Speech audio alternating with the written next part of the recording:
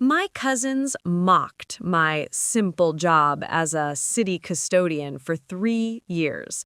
At family gatherings, they called me the janitor and asked when I'd get a real career.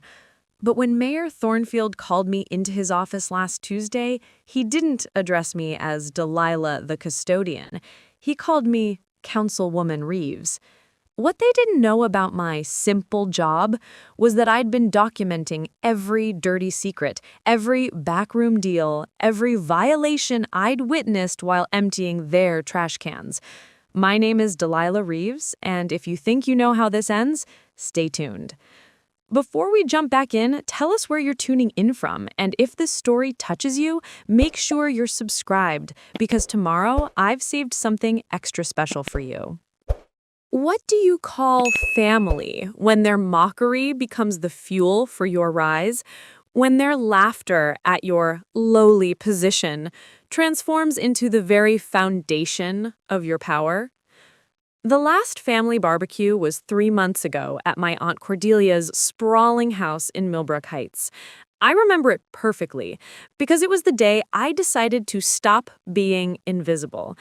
I'd driven there straight from my afternoon shift at Crescent Valley City Hall, still wearing my navy custodial uniform with D. Reeves embroidered on the chest pocket. The smell of industrial cleaners still clung to my hands, despite scrubbing them twice in the parking lot. My cousin Jasper spotted me first. He was lounging by the pool in his expensive suit, fresh from another day at his downtown law firm. "Look who finally showed up," he announced to the gathering crowd of relatives, "our very own sanitation expert." The laughter rippled across the patio like a stone thrown into still water. My cousin Temperance, with her perfectly blown-out hair and designer handbag, shook her head in that way she'd perfected since childhood. "Delilah, honey, when are you going to get serious about your life? You're 32. Most people our age are building careers, not, well," she gestured vaguely at my uniform. "Cleaning up other people's messes," finished my cousin Braden, not bothering to look up from his phone. He worked in tech, always talking about his startup that was going to revolutionize something. I'd stopped paying attention to his pitches years ago. Uncle Mortimer, Aunt Cordelia's husband, raised his beer bottle in a mock toast. "To Delilah, the hardest working woman in maintenance." More laughter, more glances exchanged between them like they were sharing some private joke about my life choices. I stood there, paper plate in hand, watching these people who shared my blood treat my work like it was a temporary embarrassment, like I was killing time until I found something better. They saw a woman who emptied trash cans and mopped floors. They saw someone who'd never amounted to anything after dropping out of college to take care of our dying grandmother, a sacrifice none of them had been willing to make. But what they didn't see was where I emptied those trash cans. For 3 years, I'd been the invisible woman walking through the halls of Crescent Valley City Hall. Every morning at 5:30 a.m., I badged into the building and began my rounds. Conference Room A, where the City Planning Committee met, the mayor's office with its mahogany desk and leather chairs, the council chambers, where decisions affecting 60,000 residents were made behind closed doors. And every day, I emptied their trash. You'd be amazed what people throw away when they think nobody's watching. Draft memos about rezoning decisions that would benefit specific developers, handwritten notes about which permits to fast-track and which to delay, text message printouts discussing campaign contributions from companies bidding on city contracts, phone logs showing calls between city officials and construction moguls during supposed closed bidding processes. At first, I threw it all away like I was supposed to. But after 6 months of watching the same patterns, the same names, the same suspicious timing, the same money changing hands, I started taking pictures. Not of everything, just the pieces that didn't add up. The documents that made my stomach turn when I realized what they meant for the working families in neighborhoods like mine. I kept everything on an encrypted drive that I stored in my grandmother's old jewelry box. Every questionable contract, every conflict of interest, every violation of public trust that landed in a wastebasket while I was invisible in the corner changing liner bags and wiping down surfaces. The irony wasn't lost on me. My family saw me as someone who cleaned garbage, while I was actually the only person in the city systematically documenting the real garbage, the kind that couldn't be swept away with a mop and bucket.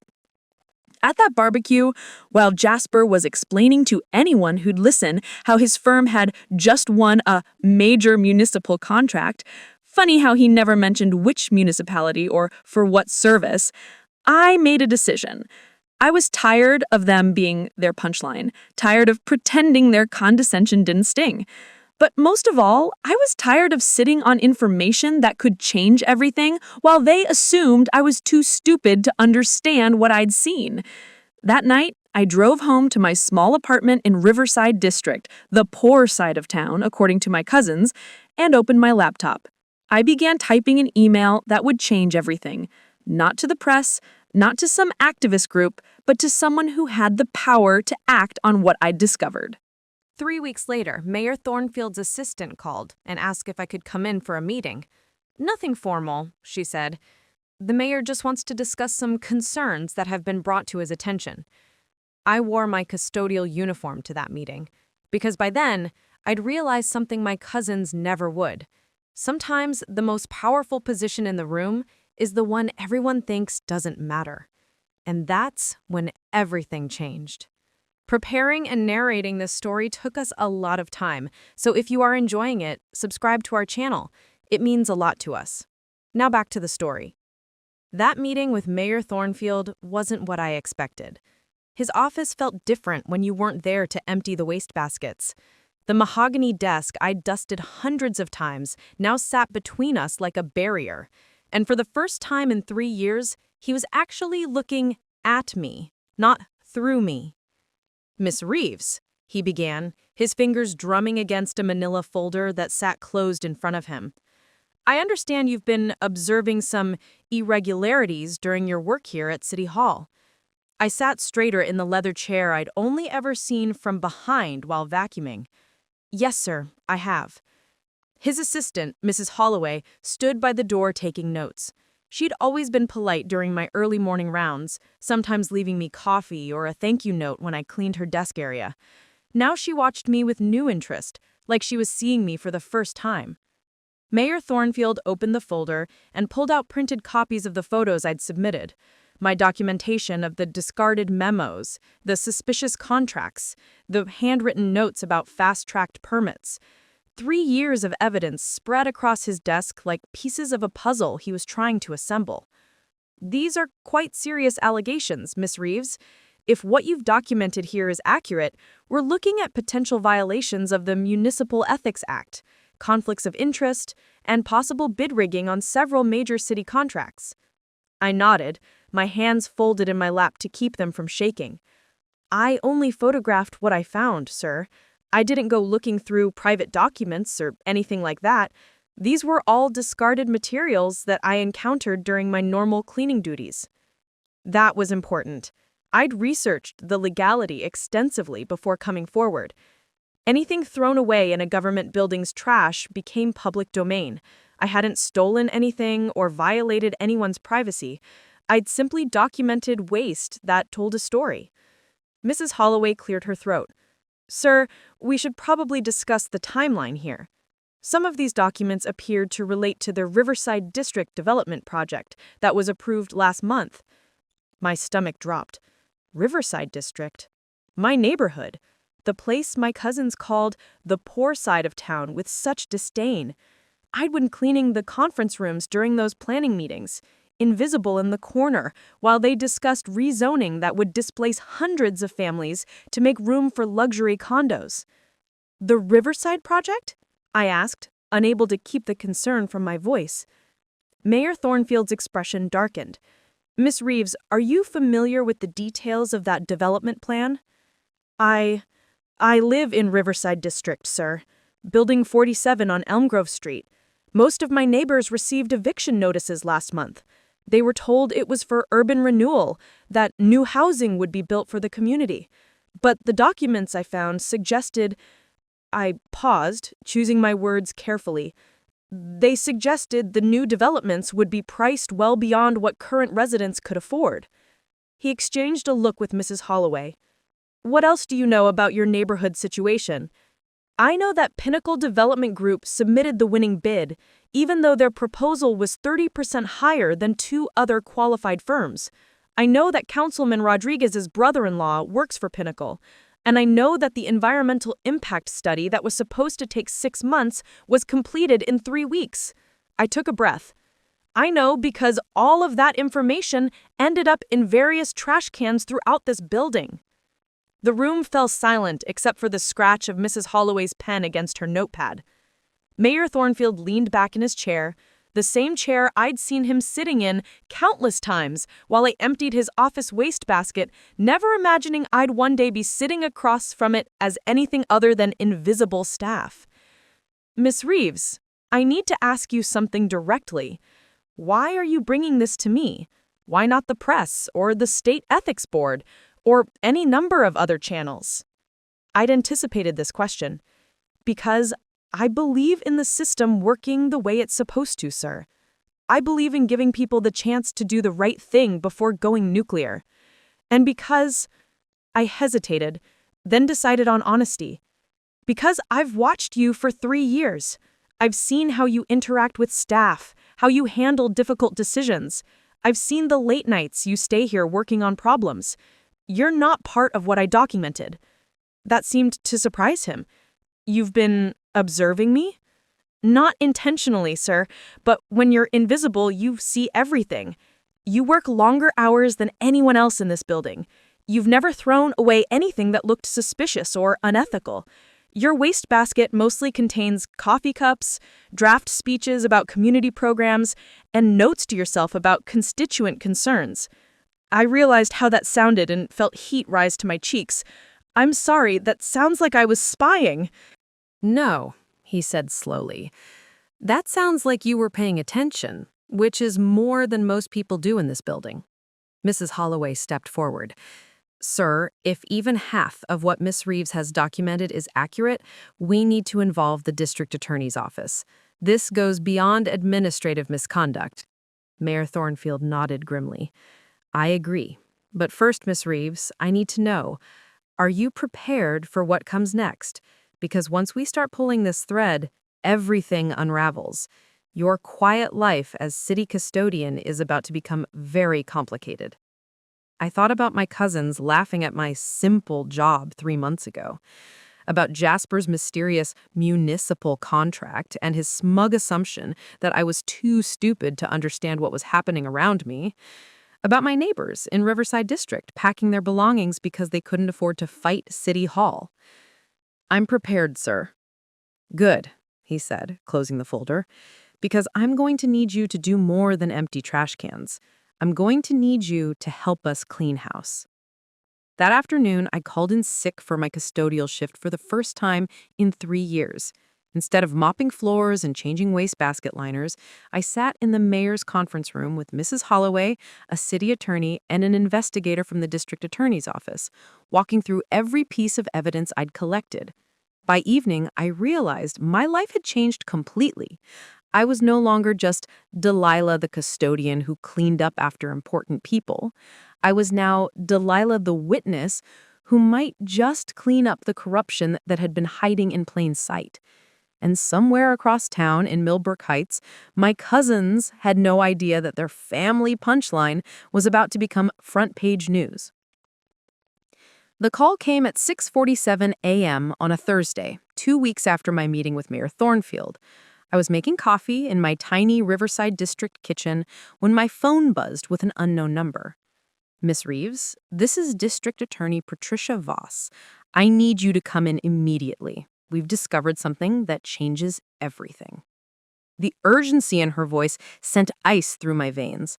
I had been expecting updates, but not panic. Not at dawn. Not with that tone that suggested the world had shifted overnight.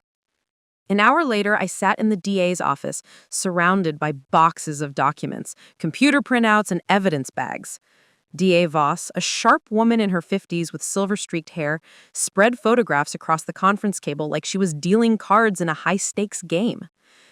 Miss Reeves, when we brought you evidence of bid rigging and conflicts of interest, we thought we were looking at standard municipal corruption. Maybe a few officials taking kickbacks, some favorable contracts awarded to friends. But what we've uncovered, she paused, rubbing her temples, this isn't just corruption. This is systematic fraud involving 17 different city contracts over the past 4 years, totaling over $40 million in taxpayer money. My coffee cup trembled in my hands. 17 contracts? The Riverside District development was just the tip of the iceberg. Your documentation led us to examine similar patterns across every major city project approved since 2020. The new library, the downtown parking structure, the water treatment plant upgrade, the school district technology contract. All of them involved the same shell companies, the same inflated bids, the same back-channel communications. Detective Morgan Shen, who hadn't been silent until now, leaned forward. Miss Reeves, you need to understand what you stumbled onto. This isn't just a few bad actors taking bribes. This is an organized conspiracy to defraud the city of Crescent Valley. We're looking at potential RICO charges. RICO? Racketeering? The word hung in the air like smoke from a gun that had just been fired. D.A. Voss pulled out an organizational chart covered in red lines connecting names and companies. Here's what we've pieced together. Pinnacle Development Group, the company that won the Riverside contract, it's owned by Meridian Holdings. Meridian Holdings is owned by Apex Consulting. Apex Consulting is owned by a man named Vincent Castellanos, who happens to be the father-in-law of City Councilman Rodriguez. I stared at the chart, following the red lines like a roadmap to corruption. All those companies are the same person? The same family, essentially. They've been creating shell companies to bid against themselves, artificially inflating project costs, then splitting the profits through a network of fake consulting fees and subcontracts. Your cousin Jasper's law firm, Whitmore and Associates, handled at least the legal paperwork for at least 12 of these transactions. The room spun. Jasper, my smug cousin who'd mocked my simple job while toasting his own success, the one who'd bragged about winning municipal contracts without ever explaining what they were for. My cousin is involved in this? Detective Chen nodded grimly, up to his expensive suit color. His firm didn't just handle paperwork. They helped design the shell company structure. We found emails where Jasper specifically advised on how to make the bid rigging look legitimate. He knew exactly what he was doing. D.A. Voss opened another file. It gets worse. The Riverside District displacement isn't just about luxury condos. The real plan is to build a private industrial complex that violates every environmental protection law in the state. They needed to relocate residents first because what they're planning to build there would be legally impossible with people living nearby. I thought about my neighbors, Mrs. Patterson, the elderly woman next door who'd lived in her apartment for 30 years, the young families with children who played in the courtyard every evening, the small businesses that served our community. All of them forced out so criminals could build something that would poison the ground we'd called home. How many people knew? I asked, my voice barely above a whisper. That's what we're still determining. But, based on your evidence and our follow-up investigation, we're looking at charges against City Councilman Rodriguez, Planning Commissioner Williams, Permits Director Jackson, and at least 6 staff members across various departments. Your cousin Jasper and his law partner are facing federal charges. And Vincent Castellanos? She paused. He's been doing this for years, in multiple cities across 3 states. The magnitude hit me like a freight train.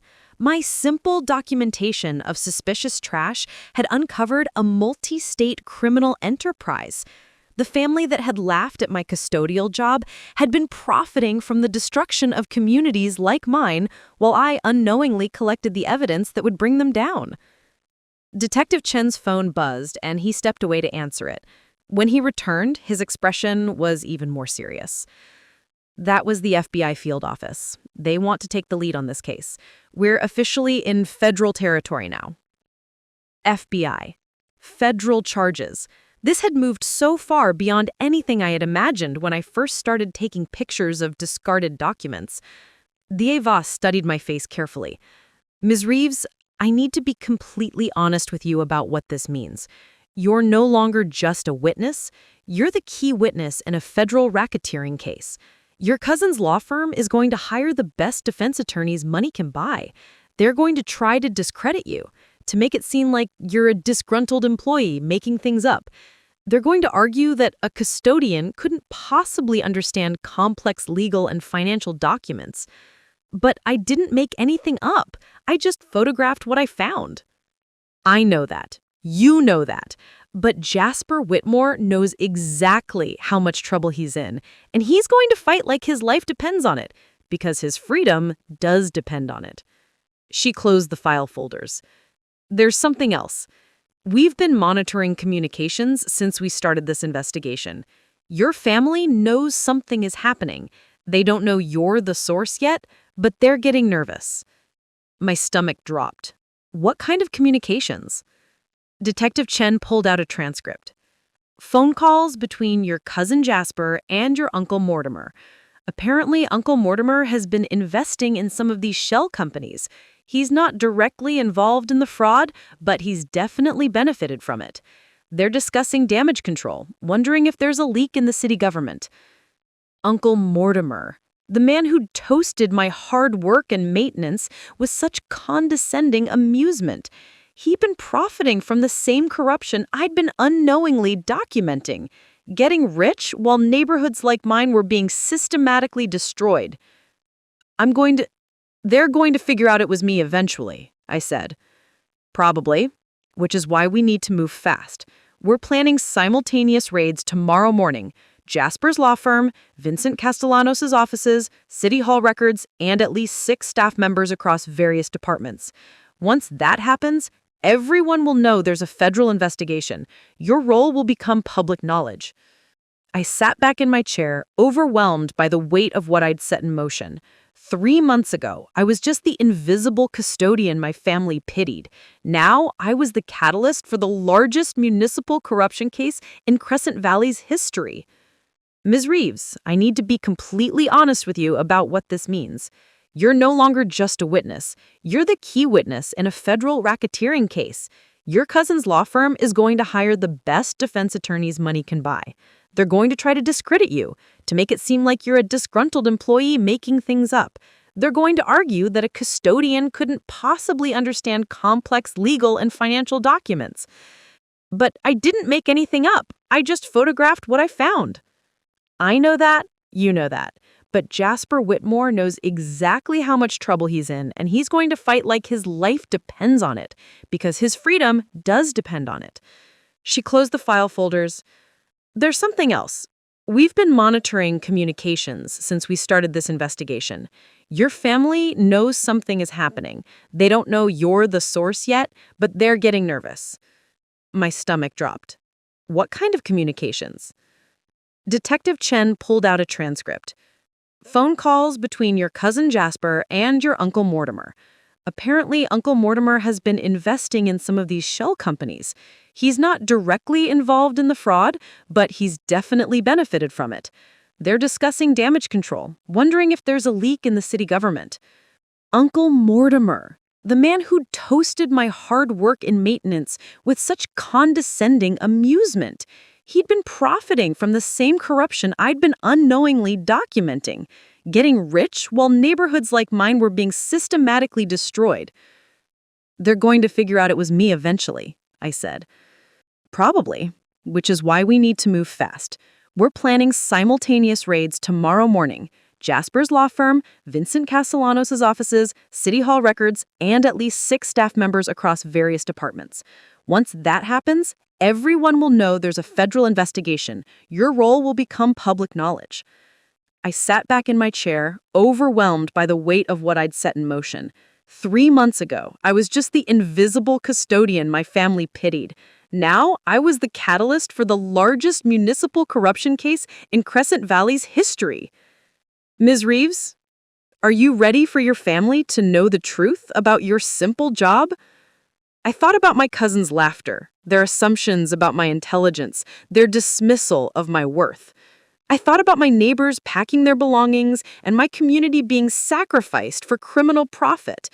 I thought about the 3 years I'd spent being invisible, while the most visible people in the city committed crimes in plain sight. I'm ready, I said. Let them learn exactly how simple my job really was. Tomorrow, everything would change. But tonight, I was still just Delilah the custodian, and that was perfectly fine with me. The raids happened exactly as DA Voss had promised. At 6 a.m. sharp, I watched from my apartment window as unmarked cars surrounded the Pinnacle Development office 3 blocks away. By 6:15, my phone was ringing nonstop with calls from unknown numbers, reporters, I assumed, though I didn't answer any of them. By 7 a.m., the local news was broadcasting live footage of FBI agents carrying boxes out of Whitmore and Associates, my cousin's law firm, his prestigious downtown office that he'd bragged about of every family gathering for the past 5 years. I should have felt satisfaction watching his professional world crumble on live television. Instead, I felt something colder, more focused. This was just the beginning. FBI Special Agent Torres called me at 8:30. Ms. Reeves, we need you to come in. We have found additional evidence during the raids that requires your expertise. Your expertise? You've been inside these systems longer than anyone. You understand the patterns, the paper trails, the relationships. We need you to help us connect the dots we're finding. 3 hours later, I sat in a federal building I'd never seen before, surrounded by evidence that painted a picture far more complex than even DA Voss had initially described. Agent Torres spread dozens of documents across a conference table. Some I recognized from my photographs, others were completely new. "Here's what we discovered during this morning's raids," she began, pointing to a stack of files. "Your cousin Jasper didn't just facilitate the shell company structure. He maintained detailed records of every transaction, every kickback, every illegal payment. Either he was incredibly stupid, or he was planning to use this information as leverage." I studied the documents she showed me. Jasper's handwriting filled the margins of contracts, noting dates, amounts, and what looked like coded references to various city officials. This looks like he was keeping insurance policies. Exactly. He documented everything in case he needed to bargain his way out of trouble. But here's where it gets interesting for you specifically. Agent Torres pulled out a different folder. We found correspondence between Jasper and several other law firms across the state. They've been running similar schemes in at least 6 other cities, and they were planning to expand. She opened a laptop and showed me an email chain dated just 2 weeks ago. The subject line read, "Crescent Valley Model, Replication Strategy." My blood ran cold as I read Jasper's message. The Crescent Valley operation has been flawless for 4 years. Key to success is having inside information about city planning before it becomes public. Suggest identifying potential assets in target cities, maintenance staff, security guards, anyone with building access who can provide intelligence. He was planning to recruit people like me, I said, the realization hitting me like a physical blow. In other cities. That's exactly what he was planning. Look at this email. Agent Torres scrolled to another email. He specifically mentions that custodial and maintenance personnel are ideal assets because they're invisible to decision makers but have access to all areas and discarded materials. I stared at the screen, reading my job description twisted into a criminal recruitment strategy. Jasper hadn't just been profiting from corruption, he'd been systematizing it, turning it into a replicable business model that exploited workers like me in cities across multiple states. Agent Torres continued, "We've already contacted FBI field offices in Portland, Sacramento, and Phoenix. They're finding similar patterns of corruption in cities where Jasper's contacts have been operating. You didn't just uncover one criminal enterprise, Ms. Reeves. You exposed an entire network." The scope was staggering. What started as me photographing suspicious documents in Crescent Valley's trash cans had revealed a multi-state operation that had potentially stolen millions of dollars from taxpayers across the region. "There's more," Agent Torres said, opening another file. "We found planning documents for something called Project Riverside Plus. Do you know what that might refer to?" I shook my head, though the name made my stomach churn. Based on what we've discovered, Project Riverside Plus was their next phase. After displacing your neighborhood residents and building the industrial complex, they plan to expand the operation to 3 other low-income neighborhoods in Crescent Valley. The projected timeline was 18 months, with estimated profits of over $60 million. $60 million? Stolen from taxpayers? Paid for with the displacement of hundreds of families, the destruction of established communities, and the construction of facilities that would have contaminated the air and water for generations? I thought about my neighbors who were still packing, still believing they'd be relocated to equivalent housing elsewhere in the city. They had no idea they were just the test case for a much larger plan to systematically destroy every affordable neighborhood in Crescent Valley. "You need our help to understand the operational details," Agent Torres explained. "You know the building layouts, the schedules, the people involved. More importantly, you understand how information flows through City Hall. We need to map out exactly how they were getting advance notice about city planning decisions." For the next 4 hours, I walked federal investigators through everything I'd observed during my 3 years of custodial work. Which offices had the most suspicious document disposal patterns? Which meetings seemed to generate the most sensitive paperwork? Which employees stayed late on nights when major decisions were being finalized? I showed them the exact locations where I'd found the most damaging evidence. Conference Room A, where planning meetings occurred, the mayor's reception area where visiting developers would wait, the city attorney's office where legal opinions were drafted and discarded. But as we worked, I began to notice something else. The investigators weren't just interested in past crimes. They were planning something bigger. Agent Torres confirmed my suspicions when she pulled me aside during a break. "Ms. Reeves, we want to offer you an opportunity to help us catch the remaining conspirators in the act." "What do you mean?" "We want you to continue your custodial duties while wearing recording equipment. We want you to document their attempts to destroy evidence, their communications about damage control, their plans to continue operations despite the arrests. You'd be working directly with the FBI to gather real-time intelligence." The proposal was both terrifying and empowering. For 3 years, I'd been invisible, collecting evidence accidentally while just trying to do my job. Now they were asking me to become an active federal informant, deliberately gathering evidence while the remaining conspirators scrambled to cover their tracks. Would I be in danger? There would be risks, Agent Torres admitted, but we'd have surveillance teams monitoring you at all times. And honestly, your best protection is that they still see you as harmless. To them, you're still just the custodian. They have no reason to suspect you're the source of their problems. I looked around the conference room filled with evidence I'd helped gather, thinking about the network of corruption that stretched far beyond my small city, about the communities that would be destroyed if this criminal enterprise continued operating. When would I start? Agent Torres smiled. Tomorrow morning, 5:30 a.m., just like always, but this time, when you empty those trash cans, you'll be working for the FBI. That evening, I returned to Riverside District Apartment, knowing that everything had changed again. I was no longer just a witness or even a key informant. I was now an active federal agent in everything but title, preparing to walk back into the building where this all began. My phone buzzed with a text from an unknown number. "Family dinner Sunday, Aunt Cordelia's house. Don't miss it. Temperance." I stared at the message, realizing they still had no idea what I'd set in motion. Sunday was 4 days away.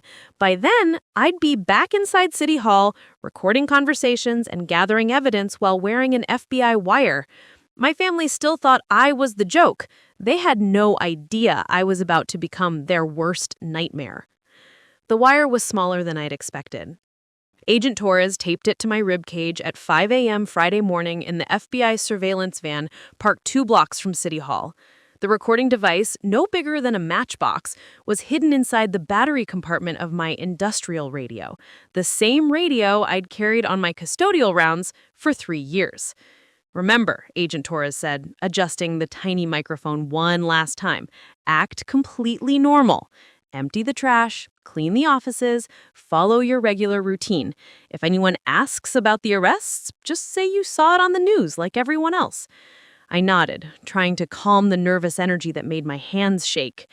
Walking back into City Hall as an FBI informant felt surreal, like stepping into a movie where I was playing a version of myself. But the moment I badged in and began my rounds, I realized how much had changed overnight. The building felt different. Conversations stopped when I approached. People who'd never acknowledged my existence suddenly watched me with suspicious eyes. By 6:30 a.m., I was cleaning Conference Room A when City Councilman Rodriguez arrived early for what was supposed to be a closed-door meeting. I'd emptied his office wastebasket hundreds of times before, but he'd never spoken to me directly before today. "You're Delilah, right? Been working here a while?" "Yes, sir. 3 years next month." He studied my face like he was trying to read something there.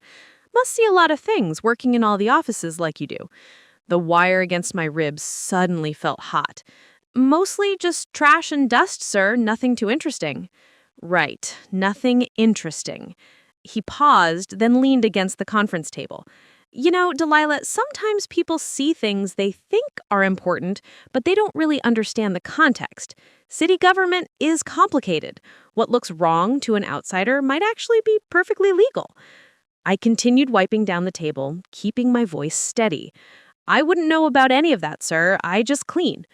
"Of course. But if someone were to, say, misinterpret some documents they found or jump to conclusions about conversations they overheard, well, that could cause a lot of trouble for innocent people, ruin careers, destroy families."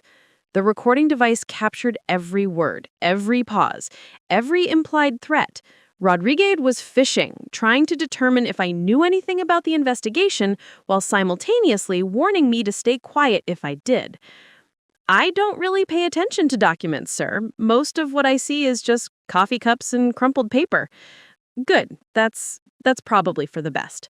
He checked his watch. "The other council members should be here soon. This is a private meeting, you understand. Very sensitive city business." I finished cleaning and moved toward the door. "Of course, sir. I'll make sure not to disturb you." But instead of leaving the building, I positioned myself in the supply closet adjacent to Conference Room A. Agent Torres had identified this spot during our planning session, close enough for the wire to pick up voices through the thin walls, but with a legitimate reason for me to be there if anyone found me. 20 minutes later, I heard voices filtering through the wall. Rodriguez, Planning Commissioner Williams, and someone I didn't recognize were discussing damage control. "Vincent's been arrested," Williams was saying, his voice strained with forced casualness. "They raided his offices, his house, everything. He's not talking yet, but his lawyers are negotiating." "What about the Whitmore firm?" "Jasper's in federal custody. They seized all his files, everything, Rodriguez, every contract, every payment record, every communication we've had with him for 4 years. My heart pounded as I realized I was recording a live confession to federal crimes. "We need to assume they have everything," Rodriguez said. "All the shell company documentation, all the permit approvals, all the kickback records. The question is whether they can prove we knew it was illegal." "Of course we knew it was illegal," Williams snapped. "We've been splitting $40 million in fraudulent contracts. There's no way to claim ignorance." "Keep your voice down," the third man hissed. "We don't know who might be listening." The irony was almost overwhelming. They were discussing counter-surveillance while I sat 3 feet away recording their every word. "Here's what we know," Rodriguez continued, his voice dropping to barely above a whisper. "They arrested Vincent and Jasper Wednesday morning. The raids were simultaneous, which means they've been planning this for weeks. But they haven't arrested any city employees yet, which suggests they're still building their case against us. Or they're trying to flip Vincent and Jasper first, get them to testify against us in exchange for reduced sentences." "Vincent won't talk," the third man said confidently. "He's got too much to lose. But Jasper?" There was a long pause. Jasper's soft, always has been. If the feds offer him a deal, he'll take it. Then we need to move fast, Rodriguez said. Clean out anything that could be used as evidence. Shred documents, wipe computers, eliminate anything that connects us to the shell companies or the fraudulent bids. What about the custodial staff? They have access to everything. What if one of them has been... His voice trailed off. My blood froze. They were getting suspicious about someone in my position. Delilah? Rodriguez laughed, but it sounded forced. The cleaning lady? She's been here 3 years and never said anything to anyone. Besides, even if she found something, she wouldn't understand what it meant. Still, Williams pressed, maybe we should be more careful about what we throw away, or where we have sensitive conversations. Fine, Rodriguez agreed. From now on, nothing in writing goes in the trash. Burn everything at home, and we only meet outside the building. The third man spoke up again. There's something else we need to discuss. The Riverside Plus project. With Vincent arrested, we can't move forward as planned, but we've already taken payments from the contractors. If we can't deliver, we'll figure something out, Rodriguez cut him off. First priority is keeping ourselves out of prison. The expansion can wait.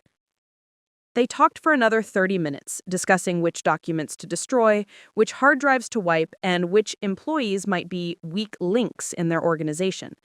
Every word was being recorded by equipment that would soon be reviewed by federal prosecutors. When the meeting ended, I waited in the supply closet until I was sure they'd left the building. Then I completed my normal cleaning routine, acting as if nothing unusual had happened. But something monumental had happened. I just recorded 3 city officials planning to destroy evidence in a federal investigation. They'd confessed to participating in a $40 million fraud scheme, and they'd revealed that there were other employees involved, people they considered weak links who might be arrested next. During my lunch break, I met Agent Torres in the parking lot of a grocery store 6 blocks from City Hall. "How did it go?" she asked as I climbed into her unmarked sedan. I handed her the recording device with shaking hands. "They're planning to destroy evidence tonight, and there are more people involved than we knew." Agent Torres plugged the device into a laptop and played back the conversation. Her eyes widened as she listened to Rodriguez, Williams, and the third man, who she identified as Permits Director Jackson, discussing their crimes in detail. "This is incredible, Delilah. This recording alone is enough to arrest all 3 of them, but more importantly, it gives us their destruction timeline. If they're planning to eliminate evidence tonight, we need to move fast." She made several phone calls speaking in rapid-fire law enforcement jargon I didn't fully understand. When she finished, she turned back to me. "Change of plans. We're not waiting for them to destroy evidence. We're arresting Rodriguez, Williams, and Jackson tonight. And tomorrow morning, you're not going back to City Hall as a custodian." "What do you mean?" "Mayor Thornfield has been working with us since the beginning. He's clean, completely clean, and he has a proposition for you. How would you feel about a career change?" "Councilwoman Reeves." The word hit me like lightning. Councilwoman. Me. The woman my family had mocked for emptying trash cans was being offered a seat on the city council.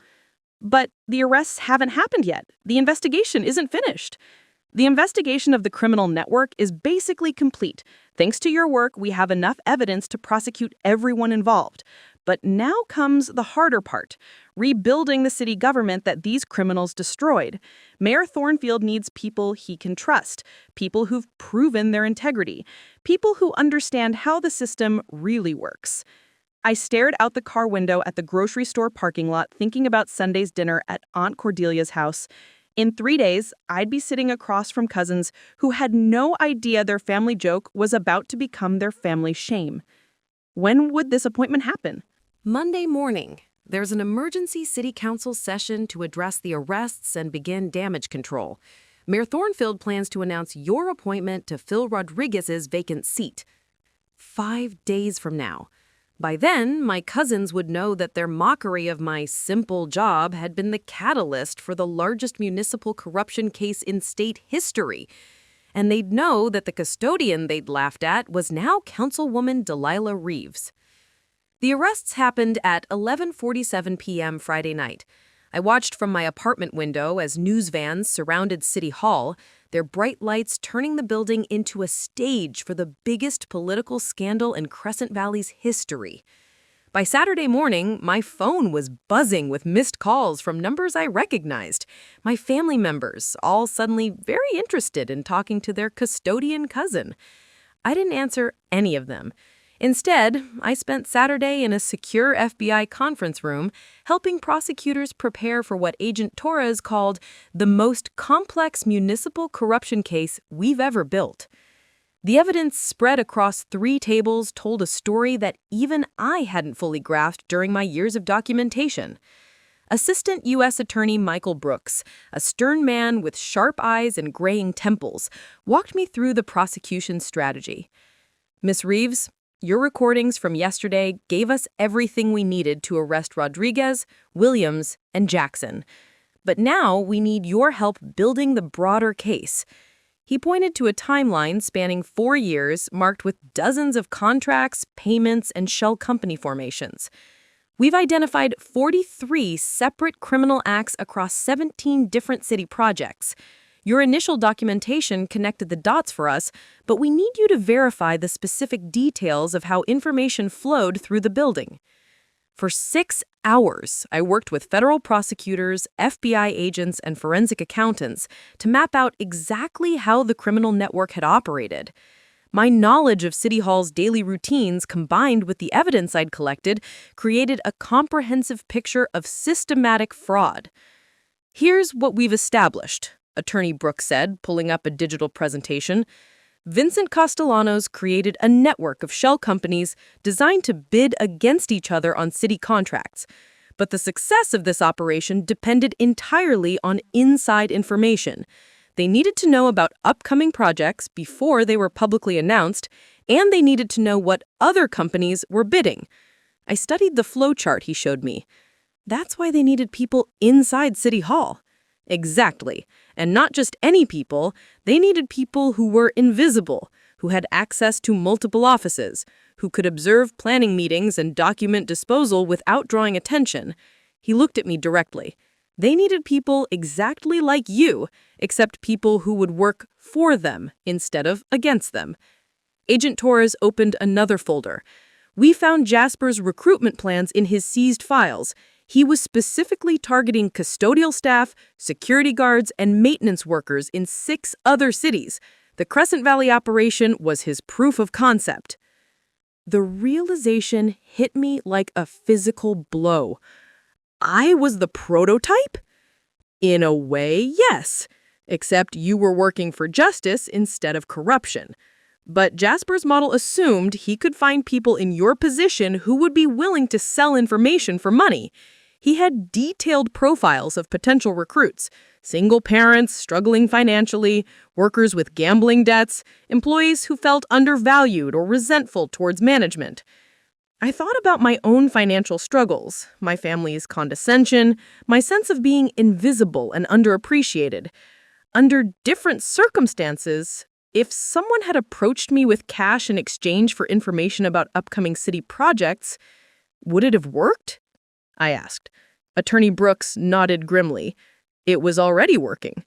We found evidence that Jasper had successfully recruited informants in Portland and Sacramento, custodial workers who were providing advance notice about city contracts in exchange for monthly payments.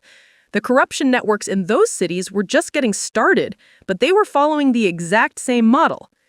Agent Torres showed me photographs of 2 women who looked remarkably like me, working class, middle-aged, wearing uniforms similar to my custodial outfit. These are the informants in Portland and Sacramento.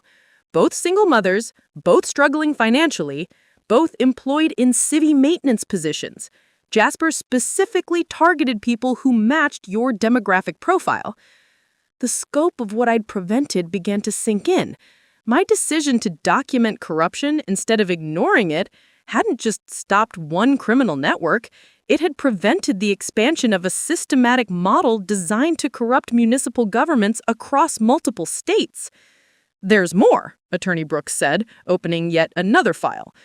We've been coordinating with the IRS, the EPA, and the Department of Housing and Urban Development. The environmental violations alone could have resulted in contaminated water supplies affecting over 200,000 people across the targeted cities. The housing displacement would have destroyed established communities and displaced thousands of families.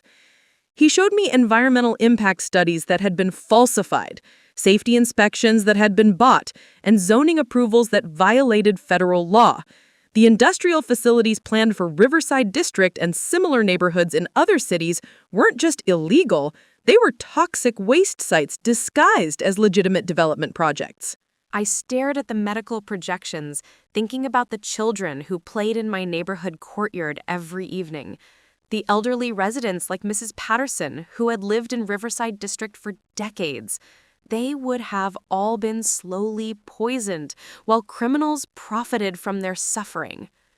My phone rang, interrupting my thoughts.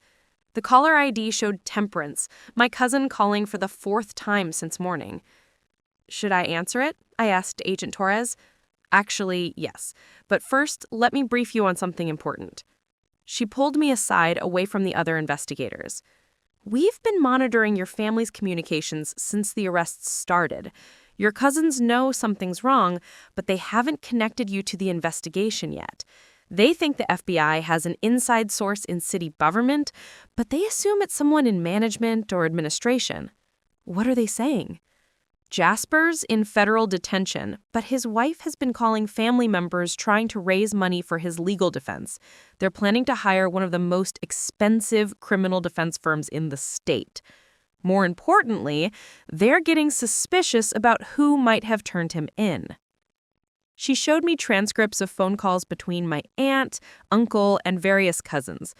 They were discussing the investigation, speculating about informants, and growing increasingly paranoid about family loyalty. Uncle Mortimer lost over $2 million when the shell companies were raided.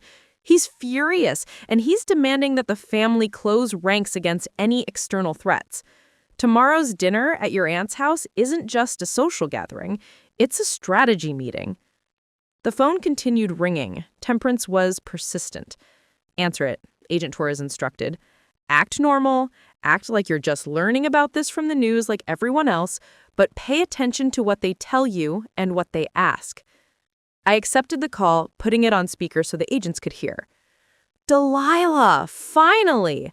Temperance's voice was strained, higher pitched than usual. Have you seen the news? About Jasper? I saw something on TV about arrests at City Hall. Is Jasper okay? No, he's not okay. He's been arrested by the FBI. They're saying he was involved in some kind of conspiracy, but it's obviously a mistake. Jasper would never do anything illegal. I caught Agent Torres's eye. She nodded encouragingly. That's terrible, Temperance. What can I do to help? We're all meeting tomorrow at Mom's house to discuss the situation. The family needs to stick together during this crisis. Can you be there at 2 o'clock? Of course. Should I bring anything? Just yourself. And Delilah, her voice dropped to a whisper. Don't talk to anyone about this. Not friends, not neighbors, not even anyone at your work. The FBI might try to pressure city employees for information about Jasper's legal work. If anyone approaches you, don't say anything and call Uncle Mortimer immediately. After hanging up, I realized the full irony of the situation. My family was planning to protect themselves from the FBI investigation I had initiated. They were going to strategize about information security while sitting across from the primary federal informant who had brought down their entire criminal network. Attorney Brooks smiled when I relayed the conversation. Perfect. Tomorrow's family meeting will give us insight into their defense strategy and any attempts to obstruct justice. We'd like you to wear a recording device to dinner. You want me to record my own family? We want you to document any attempts to coordinate false testimony, destroy additional evidence, or intimidate potential witnesses. If they're planning to obstruct a federal investigation, that's additional criminal activity we need to know about. Agent Torres handed me a small device similar to the one I'd worn to City Hall. Same setup as yesterday, but this one has longer battery life. Family dinners tend to run longer than office meetings. I held the recording device, thinking about Sunday dinner at Aunt Cordelia's house. The same house where they'd mocked my simple job 3 months ago. The same dining room where they'd laughed about my career prospects and toasted Jasper's success. Tomorrow, I'd return to that house as the secret federal informant who had destroyed their world. And they still had no idea. Aunt Cordelia emerged from the kitchen, carrying a tray of coffee that no one seemed to want. Her hands shook slightly as she set it down on the mahogany table where family photos usually displayed our happier moments. Today, those photos had been turned face down. "Now that we're all here," Uncle Mortimer began, his voice lower than usual, "we need to discuss the situation with Jasper." The situation with Jasper, as if federal racketeering charges were a minor family inconvenience. "First things first," he continued. "Everyone needs to understand that anything we discuss today stays in this room. Family loyalty isn't just about blood anymore, it's about survival." Temperance leaned forward, her voice sharp with anxiety.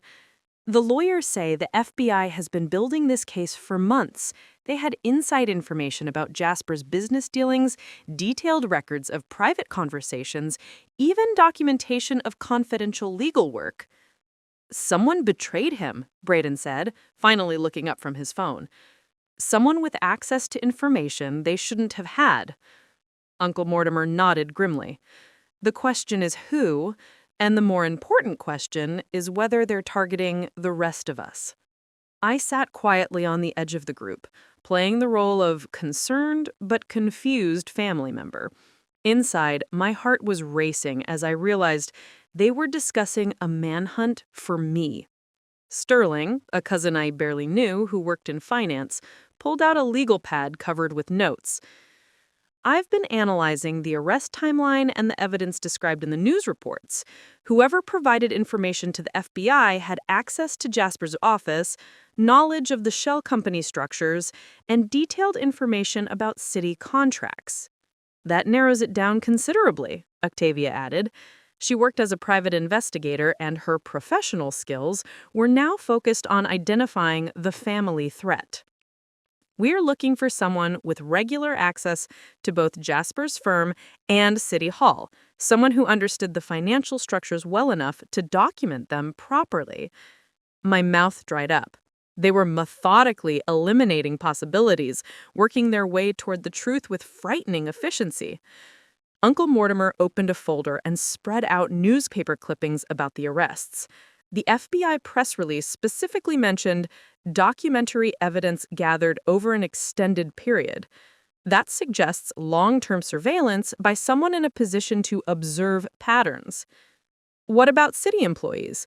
Someone in administration or planning who might have access to contract information?" Temperance asked. The arrests included most of the key city personnel: Rodriguez, Williams, Jackson. All the people who would have had the access and knowledge to build this kind of case are already in federal custody. Sterling tapped his pen against his legal pad. "Which brings us back to support staff: security guards, maintenance workers, custodial personnel, people who are invisible but present." The room fell silent. I could feel them thinking, processing, connecting dots that led directly to me.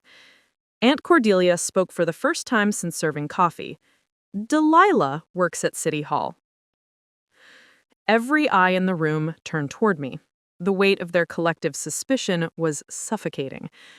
"I clean offices," I said, keeping my voice steady despite the panic rising in my chest. "I empty trash cans and vacuum carpets. I don't know anything about contracts or shell companies." Uncle Mortimer leaned back in his chair, but his eyes never left my face. "Of course not, but you've been working there for what, 3 years? You must have seen things, overheard conversations." I tried to stay invisible, which was, ironically, the most honest thing I'd said all afternoon. People don't usually notice custodial staff. "That's exactly the point," Octavia said, her investigator instincts fully engaged. Someone invisible would be the perfect informant. They could observe without being suspected, collect information without being questioned. Braden stopped pacing and stared directly at me. Delilah, has anyone from the FBI contacted you, asked you questions about what you've seen at work?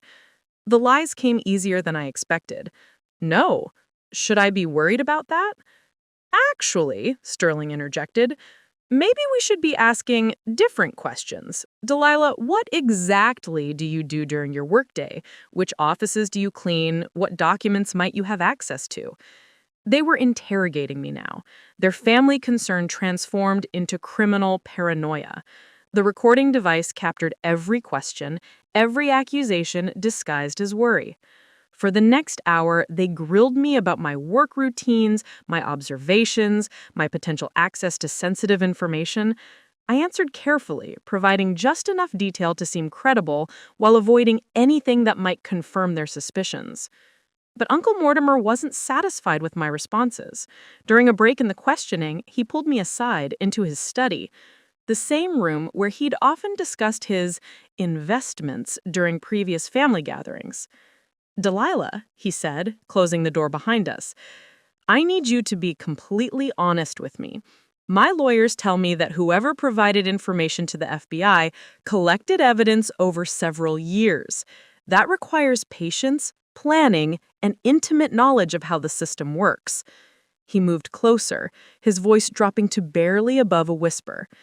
I've lost everything. My investments, my retirement, my reputation. Jasper is facing 20 years in federal prison.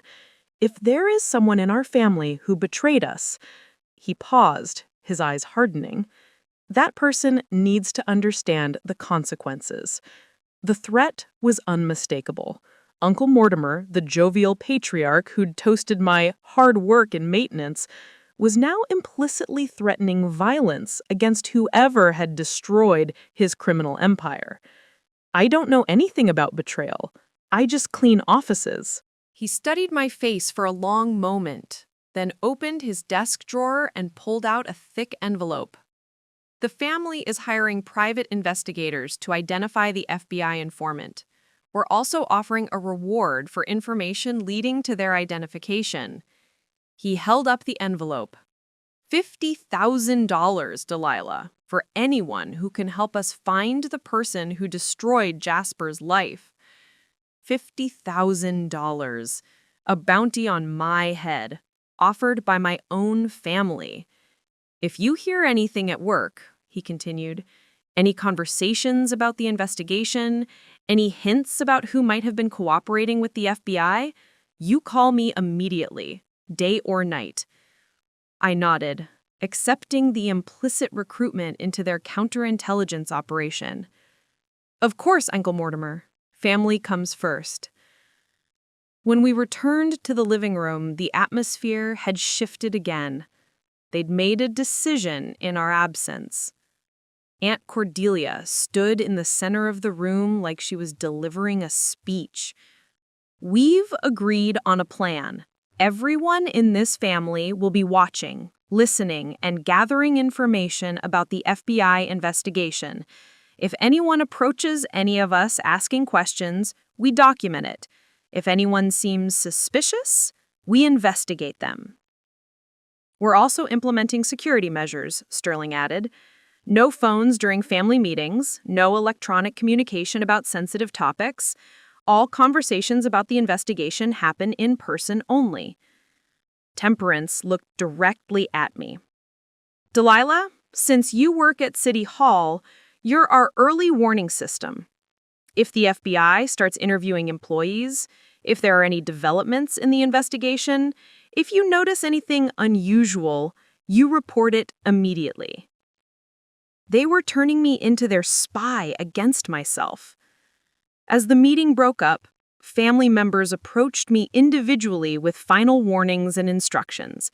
Stay alert, trust no one outside the family, report anything suspicious. Remember that Jasper's freedom depends on family loyalty. I drove home that evening knowing I'd crossed a point of no return. My family had just recruited me to help them obstruct a federal investigation I had initiated. They'd threatened whoever had betrayed them, not knowing they were threatening me. They'd offered money for my identification and promised consequences for my actions. The recording device had captured it all. By tomorrow morning, the FBI would have evidence of witness intimidation, obstruction of justice, and conspiracy to interfere with a federal investigation. Monday morning, Mayor Thornfield would announce my appointment to the city council. My family would discover that their secret enemy was their own blood relative and that their custodial cousin was now Councilwoman Reeves. But tonight, I was still just Delilah who cleaned offices. And for the last time in my life, that was perfectly fine with me. Monday morning arrived with news vans lined up outside City Hall like a military convoy. I sat in Mayor Thornfield's office at 7 a.m., wearing a navy blue suit instead of my custodial uniform for the first time in 3 years. The transformation felt surreal. Same building, same office I'd cleaned countless times, but now I sat across from the mayor's desk as an equal rather than invisible staff. "Are you ready for this, Councilwoman Reeves?" Mayor Thornfield asked, adjusting his tie before what would undoubtedly be the most significant press conference of his political career. Councilwoman Reeves. The title still sent electricity through my chest every time I heard it. "I'm ready," I said, though my hands trembled slightly as I reviewed the speech we'd prepared. "Sir, what happens when my family finds out?" Mayor Thornfield's expression softened. "The FBI has briefed me on your family situation. Agent Torres will have protective details in place, and we've coordinated with federal prosecutors to ensure your safety. But, Delilah," he paused, using my first name with the same respect he'd shown city council members for years, "what you've done goes far beyond family dynamics. You've saved this city." At 9 a.m. sharp, we walked into the packed city council chambers. Every seat was filled with reporters, citizens, and city employees who'd been waiting since dawn for answers about the arrests. Camera crews lined the walls, their bright lights transforming the familiar space into something that looked like a movie set. I recognized faces in the crowd. Mrs. Patterson from my Riverside District apartment complex, several City Hall employees who'd never acknowledged my existence during my custodial rounds, and in the back corner, DA Patricia Vaz and Agent Torres watching with protective vigilance. Mayor Thornfield stepped to the podium, his voice carrying the weight of historical significance. "Ladies and gentlemen, members of the press, fellow citizens of Crescent Valley, we gathered today in the wake of the largest municipal corruption investigation in our city's history." He outlined the scope of the criminal network, the $40 million in fraudulent contracts, the shell companies, the environmental crimes that would have poisoned thousands of residents. The room was silent except for the rapid clicking of camera shutters. But today is not just about the crimes that were committed. Today is about the extraordinary courage of one individual who chose truth over silence, justice over comfort, and community over personal safety. My heart pounded as he continued. The evidence that brought down this criminal network was collected over 3 years by someone who had unique access to information, someone who is present in these very halls every day, and someone who chose to document corruption rather than ignore it. He gestured toward me. "I'm honored to introduce the newest member of our city council, appointed to fill the vacant seat left by the arrest of the former Councilman Rodriguez. Please welcome Councilwoman Reeves." The room erupted. Not just applause, but gasps of recognition from city employees who suddenly realized the custodian they'd ignored was now their colleague. Reporters shouted questions, cameras flashed like lightning, and Mrs. Patterson actually stood up and cheered. I approached the podium on unsteady legs, looking out at an audience that included people who'd never seen me as anything more than part of the building's maintenance. Now, they were listening with rapt attention as I prepared to tell my story. 3 years ago, I began, my voice stronger than I had expected. I started working as a custodian in this building. Every morning at 5:30, I would badge in and begin cleaning the offices where the important decisions were made. I emptied trash cans, vacuumed carpets, and wiped down conference tables where our city's future was planned. I paused, scanning the crowd. In the middle of the audience, I spotted a familiar face that made my blood freeze. Temperance. My cousin had somehow gotten past security and was sitting 3 rows from the front, her expression shifting from confusion to horrified recognition. What I discovered, I continued, forcing myself to focus on the speech rather than my cousin's presence, was that sometimes the most important information isn't found in official reports or public meetings. Sometimes it's found in the documents that people throw away, assuming no one will ever see them. I described my documentation process, the evidence I'd collected, and the decision to bring it forward. With each sentence, I watched Temperance's face grow paler as she realized the magnitude of what I'd done to her family. The corruption I discovered wasn't just about stolen money. It was about stolen futures. My neighbors in Riverside District received eviction notices because criminals wanted to build illegal industrial facilities that would have contaminated our air and water. Families across the city would have been displaced, sickened, and impoverished so that a few individuals could profit from their suffering. The audience was completely silent now. Even the reporters had stopped typing, hanging on every word. I didn't expose this corruption for revenge or personal gain. I did it because I believe that government should serve the people, not exploit them. I did it because communities like Riverside District deserve protection, not poisoning. And I did it because sometimes the most powerful thing you can do is refuse to be invisible. When I finished speaking, the applause was thunderous. People stood, cameras flashed, and reporters shouted questions I couldn't hear over the noise. But I only had eyes for Temperance, who was pushing through the crowd toward the exit, her phone pressed to her ear. I caught fragments of her panicked conversation. It was her, the custodian. She destroyed everything. Mayor Thornfield returned to the podium to conclude the press conference. But I barely heard his words. My transformation was complete and public. By noon, every news station in the state would be broadcasting the story of how a municipal custodian became a city councilwoman by exposing the largest corruption scandal in local history. After the press conference, Agent Torres found me in the hallway. "She arrested Uncle Mortimer an hour ago," she said quietly. "The recording from yesterday's family meeting gave us everything we needed for obstruction of justice charges. We also picked up Sterling and Octavia for conspiracy to interfere with a federal investigation. What about the others?" "Temperance and Braden are persons of interest, but they didn't cross the line into criminal activity. However, they're now aware that you're the primary witness, which means we need to discuss ongoing security measures." The reality hit me like a physical blow. I'd just publicly revealed my identity to a family that had threatened violence against whoever betrayed them. My cousins now knew that the person they'd been hunting was sitting at their dinner table yesterday, recording their every word.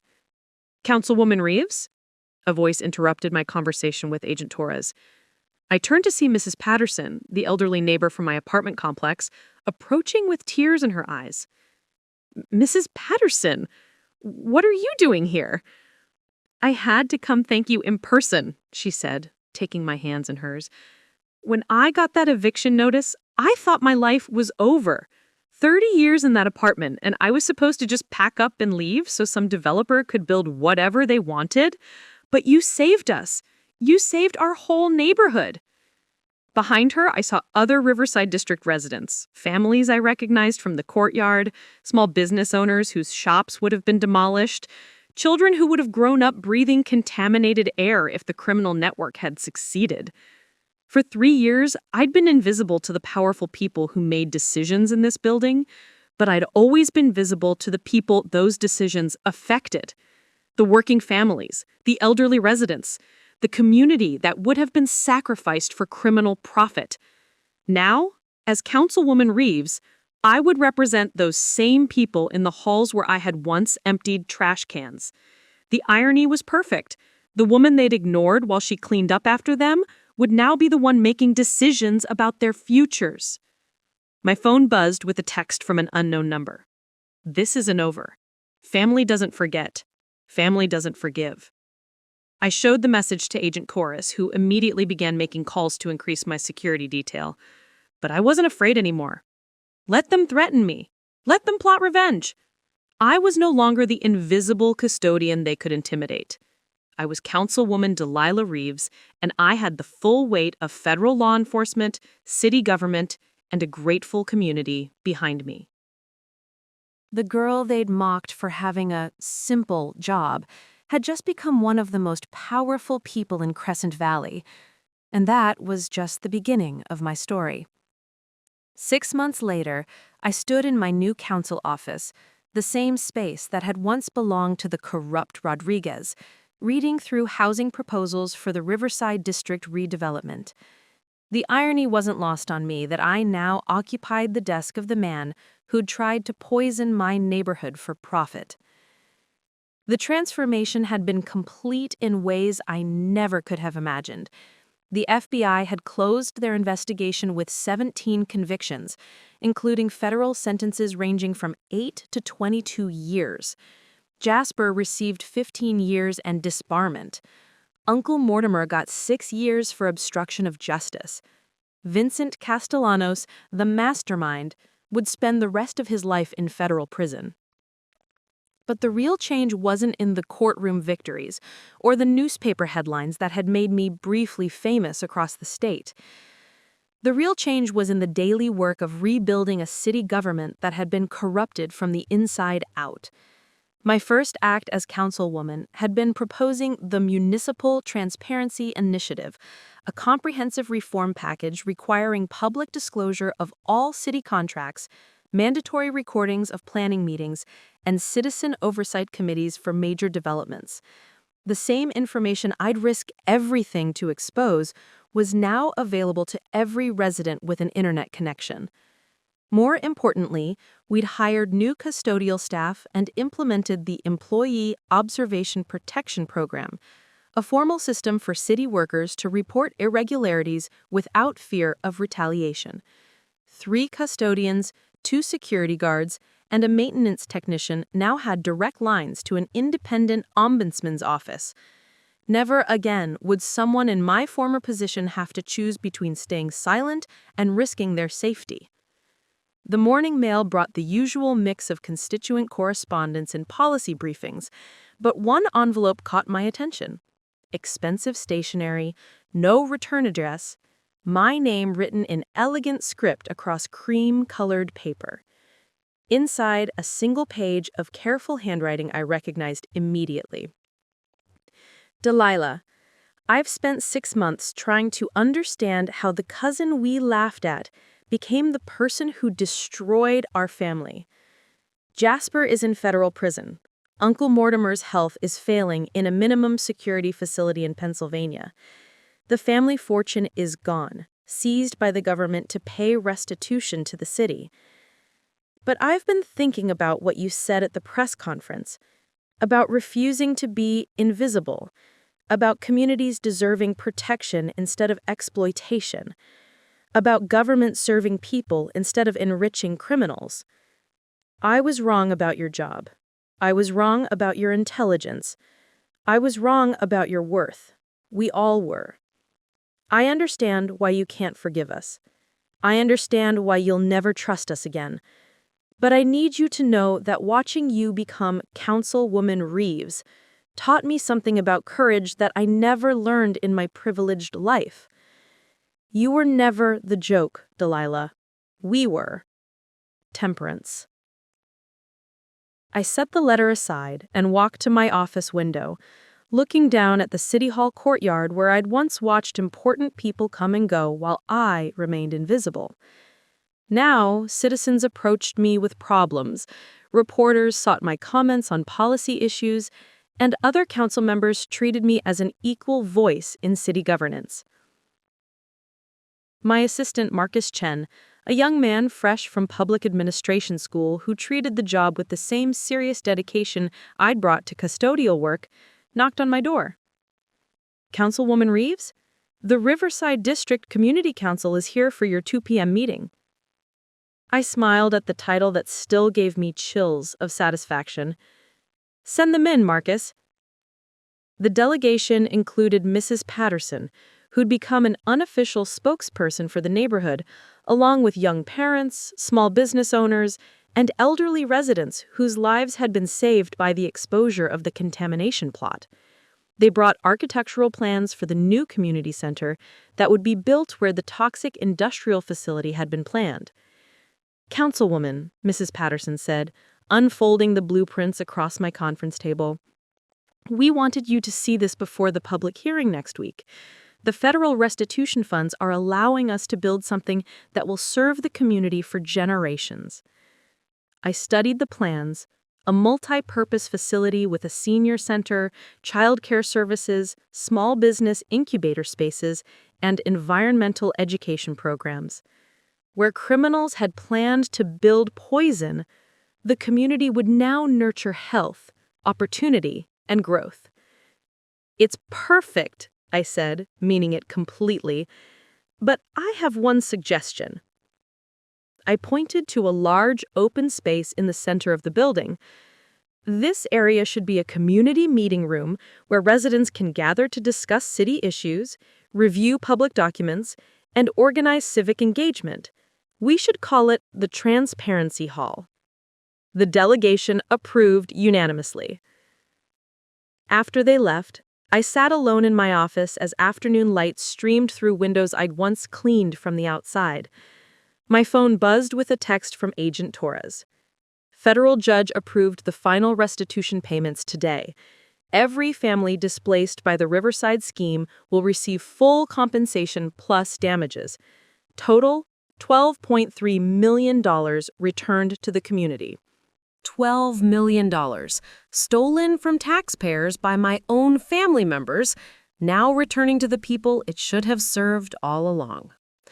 I opened my laptop and began drafting my evening newsletter to constituents, a weekly summary of council activities, upcoming hearings, and opportunities for public participation. It had become one of the most widely read government communications in the state, with residents from other cities requesting copies as a model for local transparency. As I wrote, I reflected on the journey from that first family barbecue, where they'd mocked my simple job, to this moment, 6 months later, where I wielded more legitimate power than any of them had ever possessed. Jasper's law degree hadn't protected him from federal prison. Uncle Mortimer's wealth hadn't shielded him from criminal conviction. Temperance's social connections hadn't prevented her family's disgrace. But my willingness to document truth, regardless of personal cost, had transformed me from an invisible custodian into a public servant with the power to protect entire communities. The custodial staff knocked on my door at 5:30 p.m., just as they had every evening when I'd worked their shift. But now, instead of emptying my trash and cleaning my desk, they stopped by to chat about their families, their observations about city operations, and suggestions for improving government efficiency. "Councilwoman Reeves," said Diana, the woman who'd taken over my old routes, "I wanted to thank you again for the Employee Protection Program. Yesterday, I found documents in Planning Commissioner Williams' successor's office that looked suspicious. Instead of not knowing what to do, I was able to report it through proper channels." "What kind of documents?" I asked. "Meeting notes about a proposed development that hasn't been announced publicly yet, private communications with developers before the bidding process opened. It might be nothing, but it might be something," I finished. "You did exactly the right thing, Diana. That's how we prevent corruption, by paying attention and speaking up when things don't look right." After Diana left, I realized that the system we'd built was already working. The next generation of city employees felt empowered to report irregularities instead of ignoring them.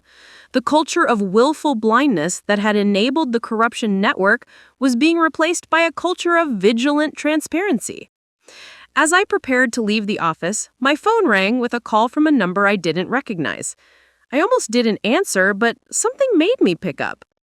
Is this Councilwoman Reeves? Yes, this is Councilwoman Reeves. My name is Sarah Martinez. I'm a custodian at City Hall in Phoenix, Arizona.